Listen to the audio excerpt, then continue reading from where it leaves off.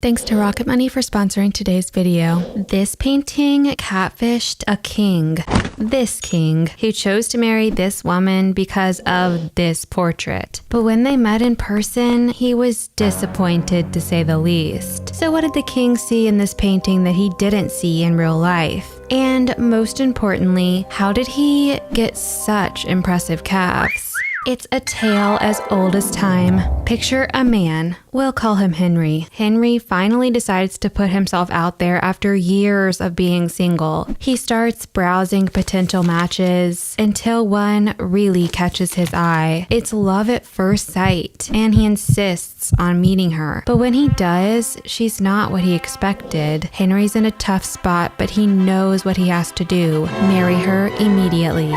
Wait, what? What? This piece is called Anne of Cleves by Hans Holbein the Younger. She's best known as the ugly one out of King Henry VIII's 6 wives. But what if I told you that's exactly what made her the lucky one? Anne stands before a regal blue background. She's dressed in a rich red velvet gown, embroidered with gold fabric and decorated with pearls and gemstones. The square neckline of her dress frames her necklaces, including a large black and gold cross and 2 gold chains, and reveals a sheer high neck lace garment underneath. She faces in our direction, letting Henry see her clearly. Her hands are clasped in front of her, showing off her many expensive gold rings. Her hair is concealed beneath an ornate golden headdress, dripping in pearls and gemstones, with a sheer linen cap that frames her face. Her heavy eyelids hang over her amber eyes, which look slightly down and off to the side. Her straight-on pose, paired with her averted gaze and calm expression, makes her seem present yet passive at the same time, and it looks like she might be smiling ever so slightly. This painting was recently restored by the Louvre in Paris, allowing us to see Anne with the same vibrancy and detail that Henry first saw her nearly 500 years ago. This painting convinced him to marry her, a decision he'd soon regret. The royal tea is piping hot, too hot to sip just yet. So while we wait for it to cool, I'd like to thank the sponsor of today's video, Rocket Money. As I mentioned in my last video, I've been upgrading my setup. This is actually my first video using the new mic, so let me know how it sounds. I love to invest in things to hopefully improve your experience watching these videos because you all are amazing, but, well, you know, it ain't cheap. Today's sponsor, Rocket Money, is here to help. Rocket Money is an easy-to-use app that helps you save more and manage your money better. Rocket Money can help you set a budget and save for the things that are truly important to you, whether it's a new microphone or a vacation with your family. With Rocket Money, you can create a customized budget in seconds. The app shows you where your money is going at all times and identifies top spending categories with insights on how you can stay within your budget better. Rocket Money will notify you about upcoming charges or when your balance is low to help you avoid overdrafts and late fees. Like many of us, you might be paying for subscriptions that you never use. They're like financial vampires quietly draining your bank account.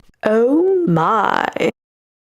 Rocket Money can also help you cancel these unwanted subscriptions. Once you connect your bank account, Rocket Money identifies all of your subscriptions in a single list, and from there, you can select the ones you don't want anymore, and Rocket Money may be able to help you cancel with just a few taps. Thank you so much to Rocket Money for making this video possible. To save more and spend less, join the over 5 million members using Rocket Money today. Go to rocketmoney.com/artdeco or click the link in the description to get started for free. Alright, I think the tea is cooled down just enough. Now it's time to spill it. This might not be a beautiful love story, but it's a wild ride. Buckle up as we take a trip to England, October 24th, 1537. Henry VIII's third wife, Jane Seymour, has just died from postnatal complications only days after giving birth to a baby boy. By all accounts, Henry was heartbroken. He called Jane his true wife, his most beloved wife.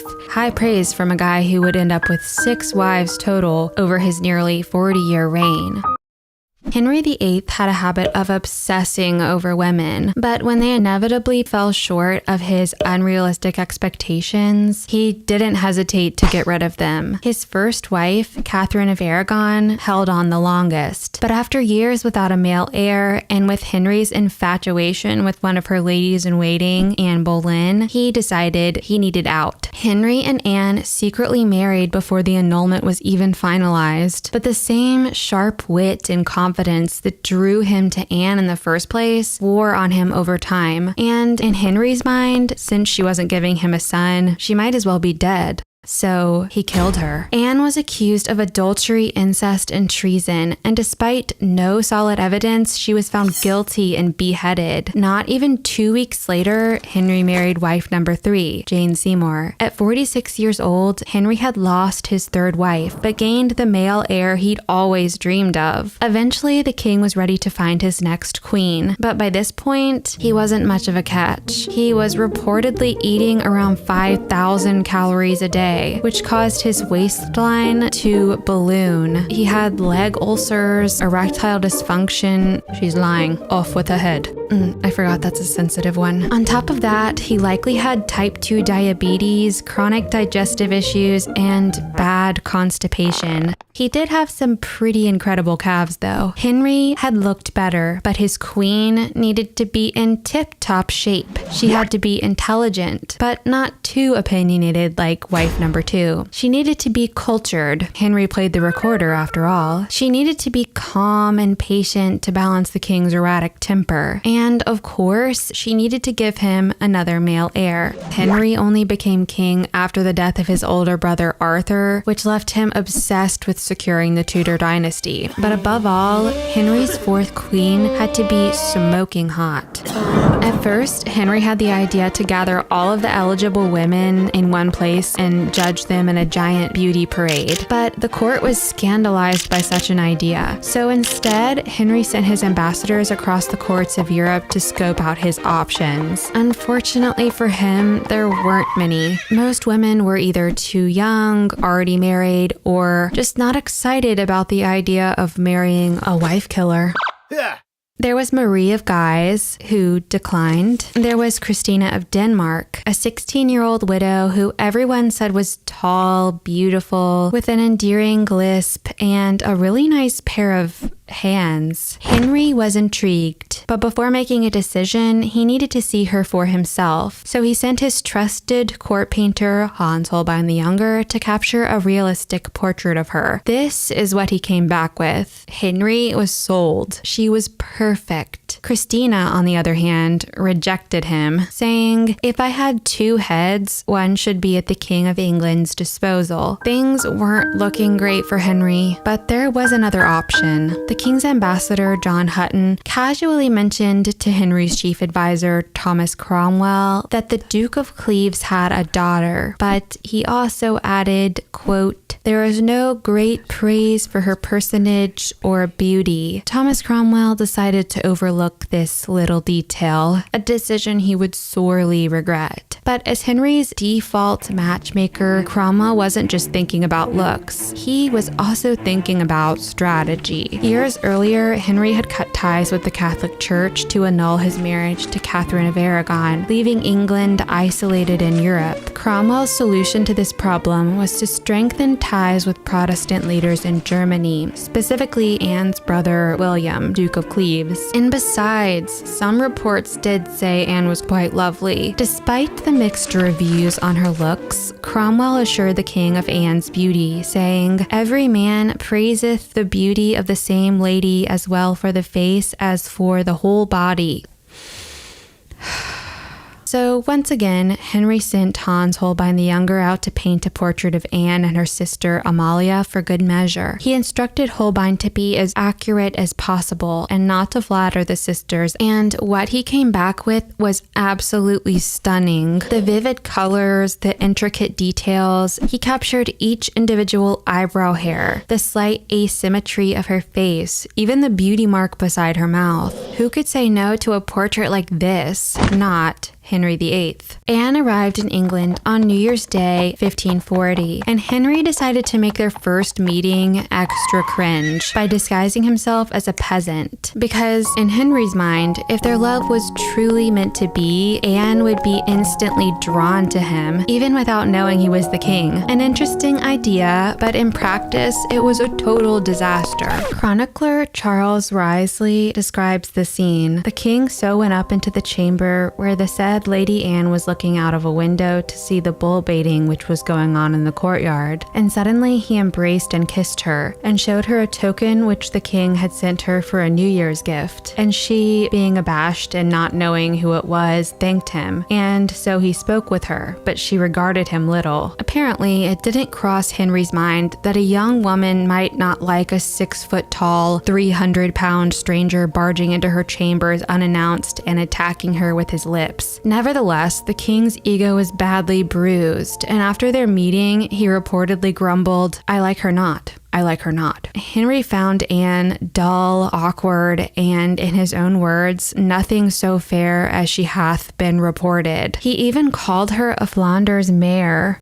comparing her to a horse. The delicate, demure woman he anticipated was, in the words of historian Tracy Borman, tall, big-boned, and strong-featured. The king immediately blamed his chief advisor, Thomas Cromwell, for exaggerating Anne's beauty. Henry pressed Cromwell to find a way out of the marriage, but calling it off at this point would have risked England's alliance with the Germans. Henry and Anne were married on January 6th, 1540. After their wedding night, Henry reported, "I liked her before not well, but now I like her much worse." He claimed that Anne's body was so disordered that he couldn't consummate the marriage, and that she had breasts so slack and other parts of her body in such sort that he questioned if she was really a virgin. What's even more heartbreaking is that despite Henry's cruel and degrading comments, Anne only had nice things to say about her new husband. She told one of her ladies in waiting, "When he comes to bed, he kisseth me, and he taketh me by the hand, and biddeth me good night, sweetheart, and in the morning kisseth me, and biddeth farewell, darling." To which her lady in waiting replied, "Madame, there must be more than this, or it will be long ere we have a Duke of York, which all this realm most desireth." So yeah, they weren't doing it. But I think now's a good time to mention that this wasn't because of Henry, of course, because Henry was really good at all things bedroom related. Just a few months into the marriage, Henry was already plotting his escape plan, this time for one of Anne's ladies in waiting, Catherine Howard. And throughout the final months of his marriage to Anne, the 49-year-old king could frequently be seen visiting the 17-year-old's chambers. Yeah. Anne's marriage to Henry only lasted around 6 months, the shortest of all of his 6 wives. By this point, England no longer needed an alliance with Cleves, and Henry saw the opening he needed to cut ties. Henry claimed their union wasn't legitimate because they never consummated the marriage. He also pointed to Anne's previous informal betrothal to Francis, Duke of Lorraine, even though that arrangement had been called off long before the wedding. Anne found out about the annulment just days before it was finalized.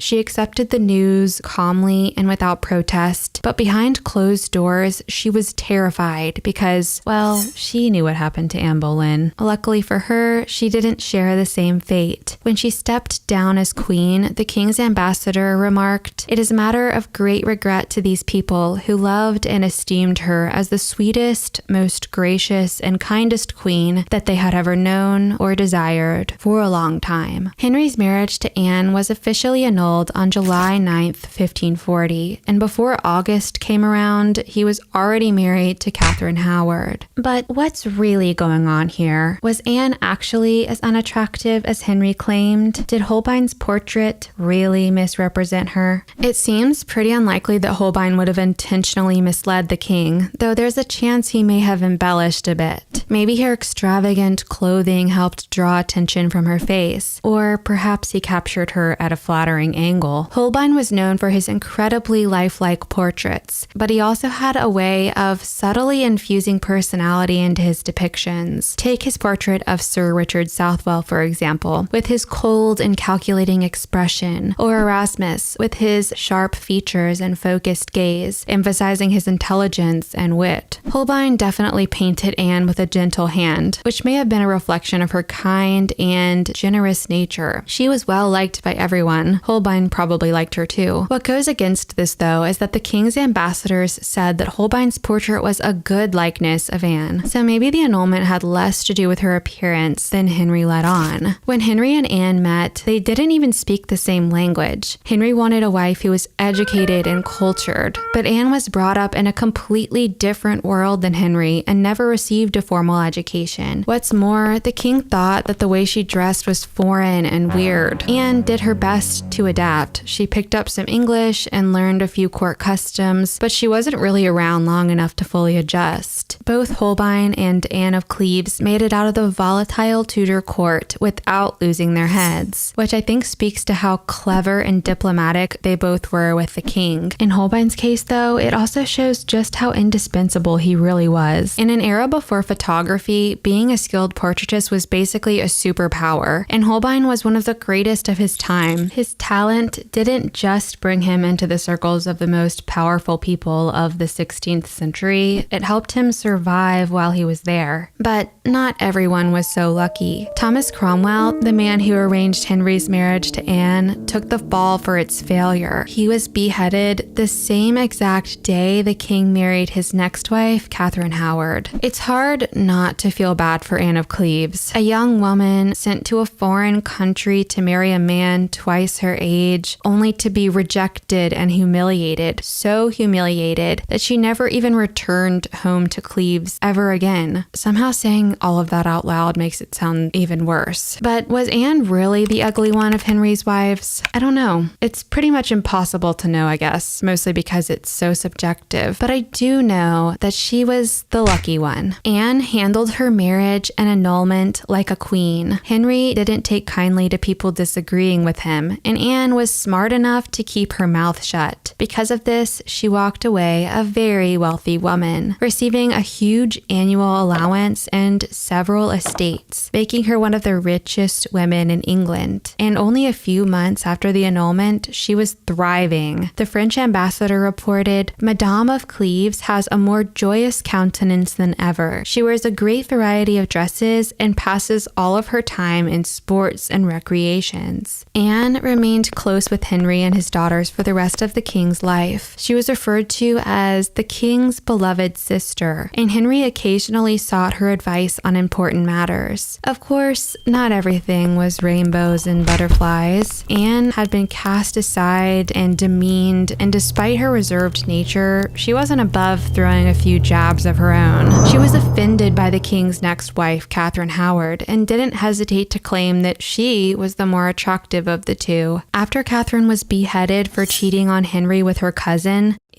there was talk of Anne reclaiming her title as queen, but Henry shut that down immediately. Anne wasn't shy about her opinion on his next wife, Catherine Parr, reportedly saying, "Madame Parr is taking a great burden on herself." And honestly, she wasn't wrong, as Henry only grew more angry and paranoid with age. Anne's financial arrangement with Henry was never truly secure and always subject to change, which is probably why she never remarried. She lived out her life in England and died of cancer at 41, outliving Henry and his 5 other wives. Christina of Denmark is often referred to as the one that got away, but I think Anne should have this title too. She was intelligent, kind, poised, and I think she looks great. Unlike... I seem to have forgotten what I was going to say. Plus, she never had to consummate the marriage, which only adds to her lore. But if she missed anything about being queen, it had to be waking up every morning to those beautiful calves.